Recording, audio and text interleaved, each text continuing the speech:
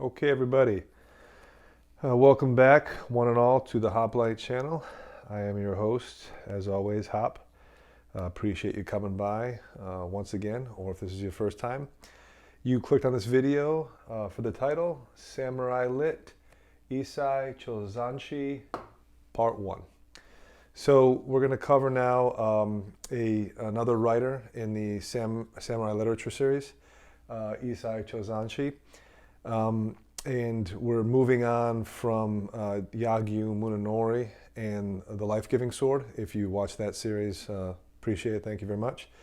And we're going to move now to this gentleman's work and talk about his contribution to the literature in the samurai era and his mark on the Bushido and its practice during between the 12th and 19th century, which would have been considered the samurai era in feudal Japan. So let's first begin with a bio, and then we'll move into the source material as we always do. So who was Issai Chozanshi? Well, that's actually a pseudonym. The real name of this man was Niwa Jurozeman Tadaki. And why he chose this pseudonym, Issai Chozanshi, we don't really know. But it's like Stephen King had a pen name, pseudonym Richard Bachman for some of his books, if you're into the horror literature in America. And it's just something like a writer does to maybe see if they have the same appeal to a different audience who appreciates their genre of literature, but maybe because they associate the name with good books, they sometimes change up their name and use a pseudonym to see if they still have the popularity without the notoriety of their name. Doubtful that this is the case for Tadaki, because this is the only book we really know that he produced. And it's possible that because of him being a samurai in this era, he wanted to use a pen name to conceal his identity so that perhaps people couldn't use his works against him later if they accused him of teaching outsiders secrets, or if his daimyo, the Uji leader of the clan, forbid the teaching of Bushido to people who were outside the clan or outside the samurai caste. That's very likely. But in any event, Niwa Jurozeman Tadaki was born in 1659 AD, and he died in 1741. So this is a few years after the death of Takawan Soho and the death of his friend Yagyu Munenori, who died in the mid-1640s. Tadaki was born about a decade after them. So this is slightly after their era. But we know he was a samurai and obviously an intellectual. He wrote this book. And he incorporated the teachings of Bushido, Taoism, Shintoism, Zen Buddhism, and Confucianism, it's a lot of isms, into his work. And the style of the book we're about to cover, the Demon Sermon on the Martial Arts, was dialogue. It was as if one person was talking to another, in this case a demon, and getting instruction in Bushido by way of lessons and by way of communication between two people. Although it's entirely fictional, as Tadaki Chozanshi chose to give his lessons in Bushido and the samurai arts as he understood them, but used the method of dialogue to do so. So how does the story begin? Well, we know that in the Demon Sermon, there is the listener, who is the samurai, and there is the teacher, who is the demon, or a Tengu. I will cover in part 2 for Chozanshi more about the Tengu, what they were, but suffice it to say, in Japanese mythology, in this culture, a Tengu was just like in Western mythology. It was a scary monster of a supernatural a supernatural constitution. They were not quite human. They were not quite animal. They were not quite ghost. They were not quite angel. They were kind of an amalgamation. They had different appearances. Some say they had green skin or red skin or yellow eyes or black eyes, or they had beaks like birds and feathers and talons. Like you can see, like a mythological equivalent would be like a harpy in Greek mythology, or a serpent like a Medusa. But it's believed that they more or less looked like kind of like man birds. Like hominid birds, like upright walking, talking birds. I don't know. I think that's what the general description was, the Tengu. But they were believed to live in areas that were considered harsh and inhospitable for human beings to cohabitate with them. In this book, the samurai who is introduced in the story, he's a master of Bushido, in the sense that he believes he has learned everything he could in terms of martial arts, swordsmanship, and walking the path of the warrior. And he grows restless and believes that he hasn't quite achieved the level of mastery that he desires. And he hears of a legend of another samurai who climbed Mount Kurama and went to the mountain to learn the dark arts of Bushido, the secrets that men could not teach other men, but that the demon, the Tengu, could teach a man if he were able to find a Tengu and speak with one. So this samurai climbs this mountain, Mount Kurama, and meditates. He waits for a day, sees nothing. He waits for the second day, again nothing. And on the third day, he believes that he's failed in his attempt to speak with the Tengu, and one evening he hears a rustling in the trees, and the wind blows and howls, and out comes a Tengu and asks him who he is and why he's there and where he comes from. And he tells him he's a samurai. He seeks to learn more of the Bushido from the Tengu that only a Tengu could teach. And so the sermon begins, and the Tengu agrees to tell the samurai about the martial arts. And we'll cover that now. So, yeah, it's kind of a cool story how the narrative begins, where Yagi Munenori is just talking to the reader as Yagi Munenori. Miyamoto Musashi in the Five Rings, as we'll find, is just talking to the reader as though he's having a conversation with you. But Chozanshi actually uses this device of literature to teach what he wants to teach in terms of Bushido, Buddhism, Confucianism, and the rest, with a dialogue between the Tengu and a fictional samurai. Okay, so we'll move now to the source, and this is it right here. This is the Demon Sermon on the Martial Arts by Issai Chozanshi, or Niwa Jirozemon Tadaki. And we'll do some readings now. And this should be in your library. If you are a fan of the samurai literature, it has some really good stuff. So anyway, let's jump in right away, and we'll go to page 96. And the Tengu said, "The highest principles are contained within techniques and follow the self-nature of the utensil. As you become skillful in technique, Qi harmonizes, and the principle of the place that contains that Qi is manifested on its own. When this has completely penetrated the mind and no more doubts remain, technique and principle become one. Qi is under control, your spirit is settled, and practical application is completely unobstructed. This was the way of training in the martial arts in the past. Thus, in the martial arts, drill and discipline are considered essential. If your technique has not become mature, Qi will not become harmonized, and form will not follow. When the mind and form become two, you will be unable to act with freedom." Okay. So this is basically saying technique, principle, all have to harmonize in the sense that your mind, your body, and your spirit creates this freedom of movement.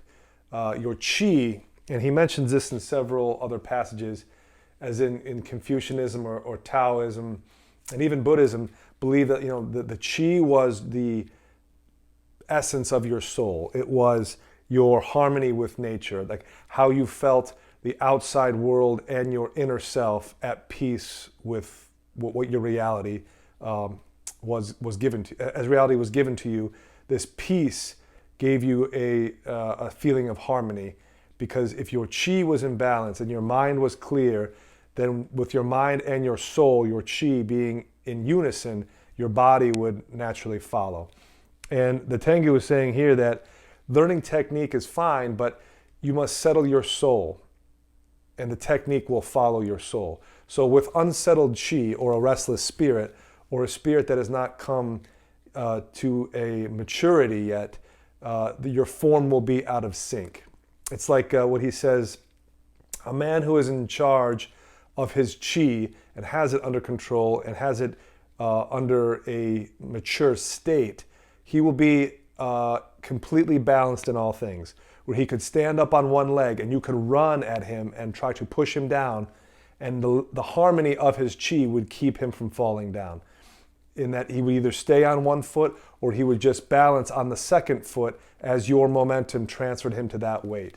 This was the essence of chi. If your chi was in harmony with your mind and your technique flowed from the harmony between your mind and your soul, your technique would also be in harmony. And this is the three things that every Bushi, every warrior samurai needed, was the harmony of chi and mind and technique. If one of these two was out of sync, the other two would be out of sync, and you would be less capable as a samurai who had all three that were in harmony. Okay, let's go to second reading. We jump to page 102. And the Tengu said, "Man's mind, too, is not without the good. When you follow your own true character and are not a slave to your passions and desires, your spirit will not be troubled. You will be in touch with the phenomena of this world, and practical application will have no obstacles. For this reason, the way of great learning is in making clear your adamantine character, and in the doctrine of the mean, it says that complying with your character is called following the way. Swordsmanship is also like this. Facing your opponent, you forget about life, forget about death, forget about your opponent, and forget about yourself. Your thoughts do not move, and you create no intentions. When you are in the state of no mind and leave everything to your natural perceptions, metamorphosis and change will be conducted with absolute freedom, and practical application will have no obstacles." Okay, this should sound familiar if you have been following the Samurai Literature series on Bushido, where I covered Takuan Soho and Yagyu Munonori. And I covered those two men first because of this very reason, is that Niwa Joseman Tadaki Issai Chozanshi is saying the exact same thing and using the Tengu's lesson to instruct the listener that if you want to free your mind, you must become the samurai of no mind. You must not think about passions. You must not think about defeat. You must not think about victory. You must not think about your opponent's sword as he confronts you. You must not think about the sword in your hand as you come to confront him. Your mind must never rest in any one of these positions of defeat, of victory, of losing, of winning, of being insulted, of being glorified. You must be of the mind of no mind. And the first passage, the way of great learning and the doctrine of the mean, freeing yourself from these passions, right? He says, when you follow your own true character and are not a slave to your passions and desires, your spirit will not be troubled. What does that sound like? If you've been following the channel, that sounds almost exactly how the Stoics would describe Stoicism. This freeing your mind of the things that trouble it, that are beyond its control, and only focusing on the inner control, which is in the Taoism and in the realm of the Bushido, the Chi, you can free your mind. And as Yagyu Munonori would said, you can let your dog off the leash, because a well-trained mind is like a well-trained dog. It does not need the leash. You should be able to let it go and let it roam and let it come back to you, because you are the master of it, and you give it the liberty to do what it wants to do, because you know it will return to you when you call it. Right. Okay, last reading. We jump to page 118. This one is a little bit cryptic, but I'll try to get through it. The Tengu said, "Aspect is the shadow of concept and is what manifests form. If there is no aspect to form, the opponent you are supposed to face will not exist. This is what is meant when we say that neither my opponent nor I exist. If I exist, my opponent exists. Because I do not exist, even the insignificant thought of good or evil, perversion or properness, by the man coming at me will be reflected as in a mirror.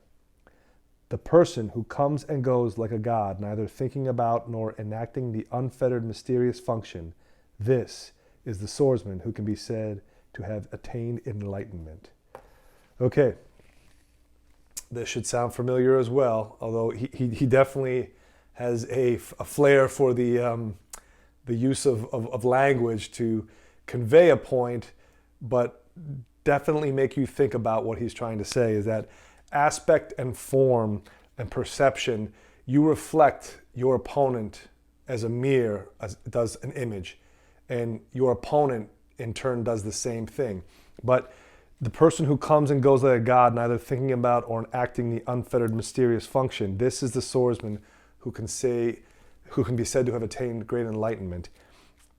This is going back directly to Zen Buddhism and Soho's understanding of the mind of no mind, the unfettered mind, and that to be this mirror and to reflect what you are confronted with is the only mind to have, to not be rigid and conforming to one ideal or one thought or one discipline or one philosophy. You must always be willing to embrace a new truth if you are confronted with that truth, even in spite of the fact that it contradicts and dispels with your prior known truth. This is what you must do. You must be that mirror. You must be the mind of no mind, and not let your mind be fettered down to anything that may inhibit it, whether good or evil. Because if it is fettered, it cannot be that dog that is let off the leash. That if you are this samurai that practices Bushido, that understands the thought of the Buddha, that to be the mind of no mind is the only proper way to be if you are to be successful as a samurai, because you have this freedom of form. You have this ability to function as a machine that is functionless. Your effort will be effortless. Your thought will be thoughtless, and your self will be selfless. This is enlightenment.